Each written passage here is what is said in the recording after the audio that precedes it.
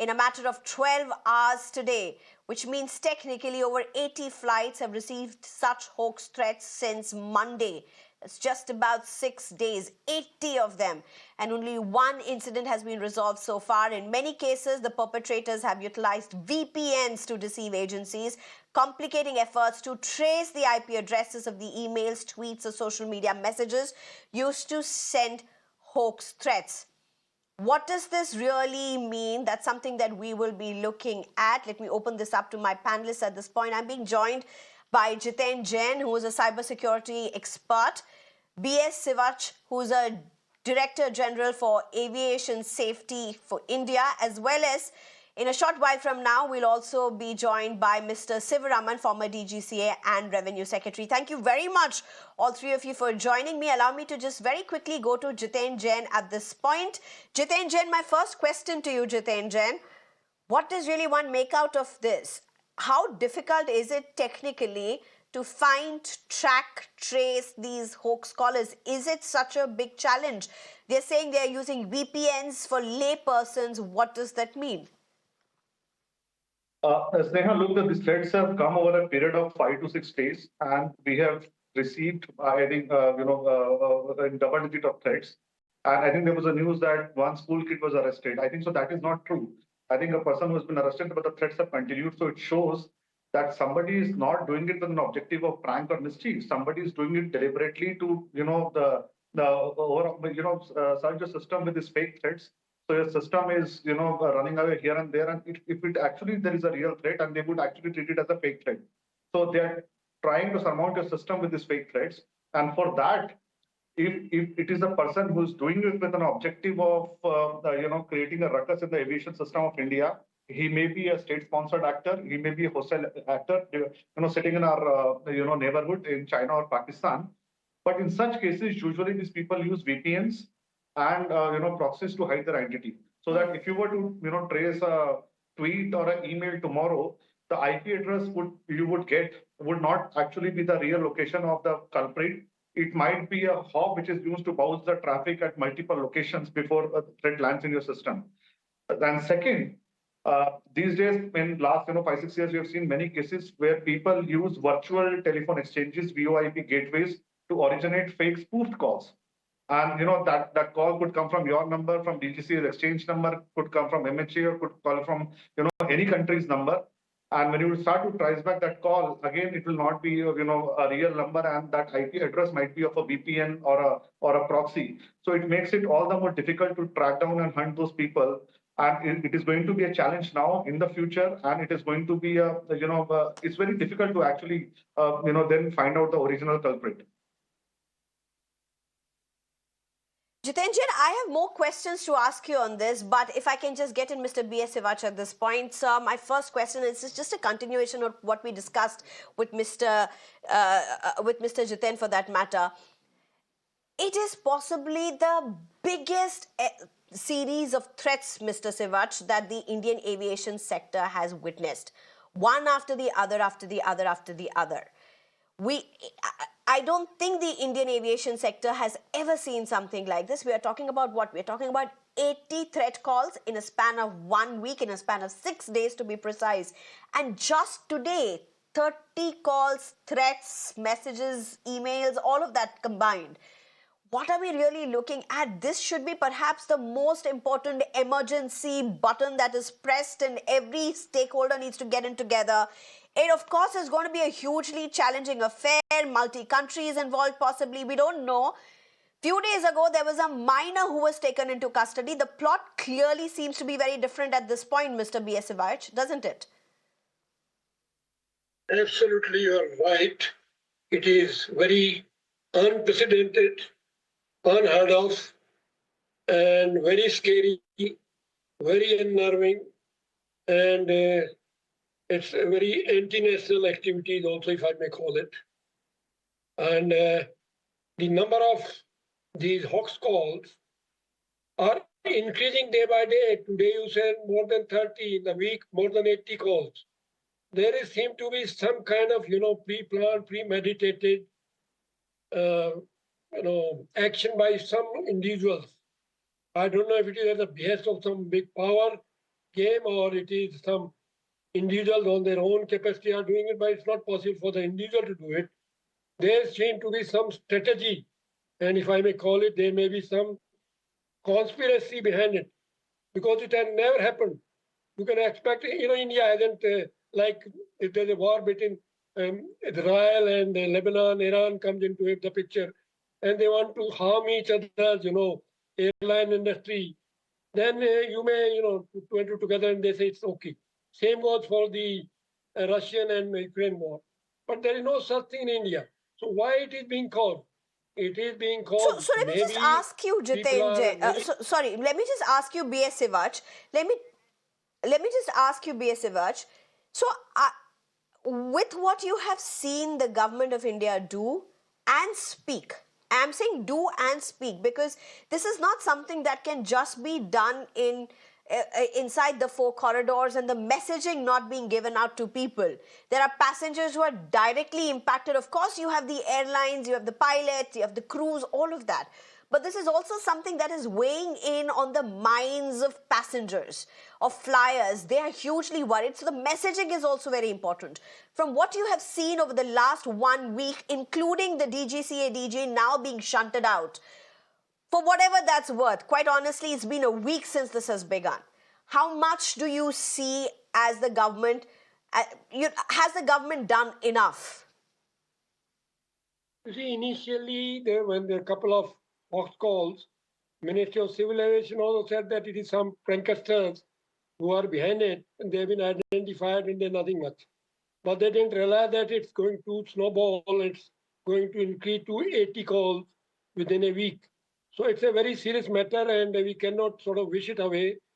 We have to definitely put our whole agency together and get into the job of cracking this particular case because it is damaging our aviation industry, causing tremendous losses to airlines, causing so much of scare among passengers, and even spoiling our reputation abroad because people are wondering what is happening in India and why it is happening in India.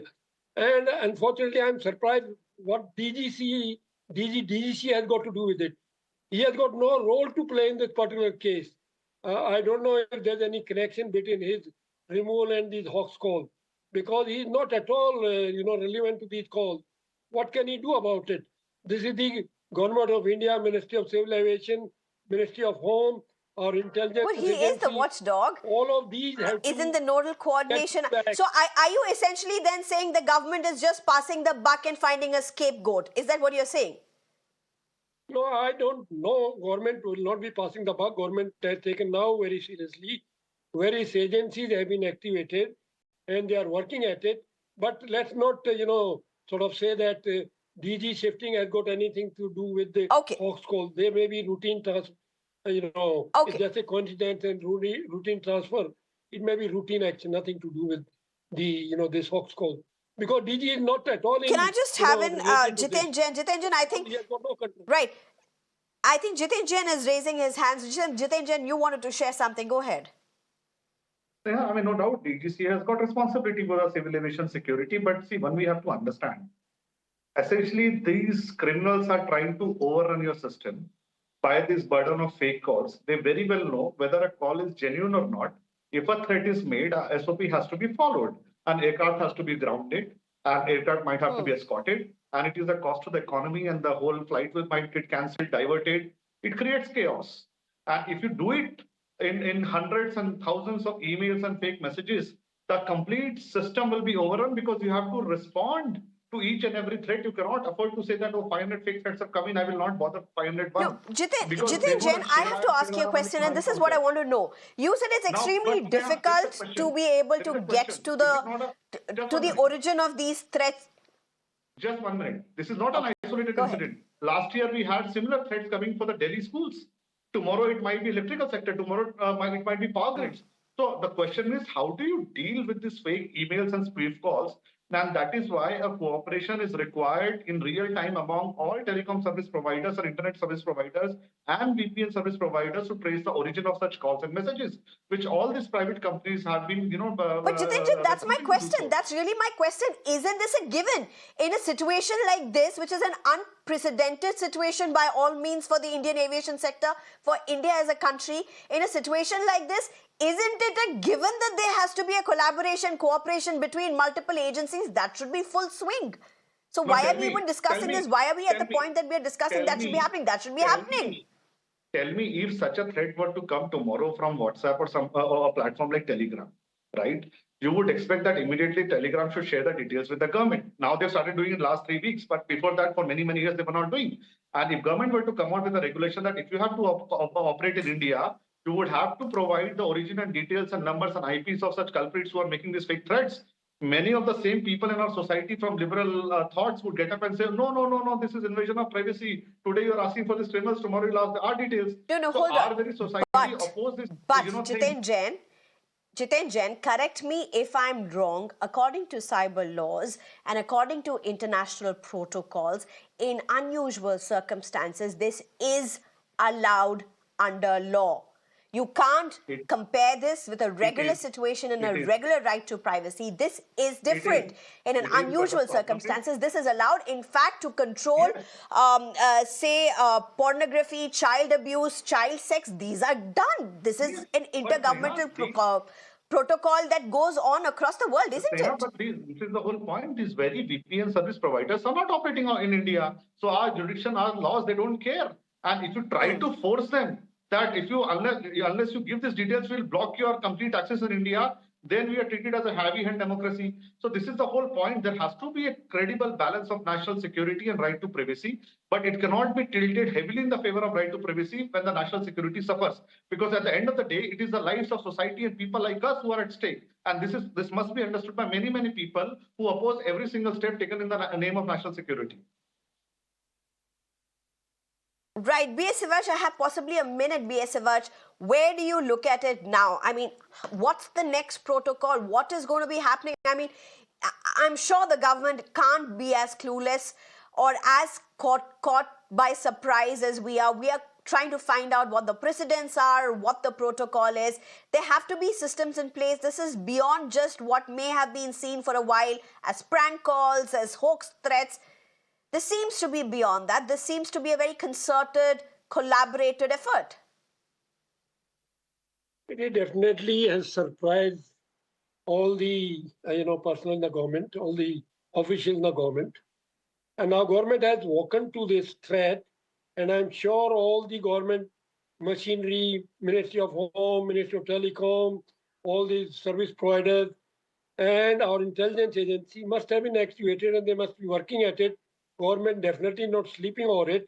Now they have realized the gravity of the situation, right, and what kind of threat it poses, and definitely you'll see some results. Some of the calls is told that they are originating from foreign countries. So we got to interact with foreign countries, foreign agencies, our embassies over there, and all of them. You see, in future as well, it can be very, very serious threat to the very survival of airlines and impact on our safety of the airlines and also tourism. Absolutely, and so many other things. I think there are so many concerns. Absolutely. And I think at this point, one thing that the government must do is ensure transparency and ensure that there is the right and ample communication out to people, because they are equal stakeholders in this. Jiten Jain, as well as B.S. Sivaj, thank you very much for joining us. There's so much more to discuss, but we are out of time. Thank you very much. I'm also being joined right now by Mr. Sivaraman. Thank you very much, sir, for your patience. My first question to you, sir, and because you have been the former DGCA, I really have to ask you, have you seen, heard of any such thing happen? 30 hoax calls, 12 hours, 80 in 6 days. How do you even look at this? No, not during my period as the DGCA. I never saw it, even subsequently. I was closely associated with these matters, and I don't think I ever had an occasion to deal with hoax calls. Although I did deal with hijacks, but no hoax calls. Okay, no, but how is this to go forward? How is this? There have been meetings that have been held over the last 1 week, and so there's been one arrest that has been done of a minor. How do you really look at all of this? In my opinion, this is a concerted move by a group. It cannot be by individuals who are just playing hoax with the Indian aviation system. No, it's probably a very concerted move by a group which is coordinating all these hoax calls for purposes of disrupting the Indian civil aviation sector. Now, in this, I want to bring it to the notice of all your viewers that as early as 1970s, the United Nations have had 4 conventions covering all aspects of civil aviation safety. And India had promptly acceded to all the conventions, and they had passed laws to implement each one of these conventions. And one of these conventions is the suppression of unlawful acts against the suppression of unlawful acts against the safety of civil aviation, 1971. Now, Indian government passed a law to implement this in 1982 with a similar name. And this act covers all activities concerning the acts against the safety of civil aviation, including navigation and Sneha, also hoax calls. Now, let me read it out to you. What does the convention say? The Convention for the Suppression of Unlawful Acts Against the Safety of Civil Aviation says any person commits an offense if he unlawfully and intentionally communicates information, please listen to this very carefully, which he knows to be false, thereby endangering the safety of an aircraft in flight.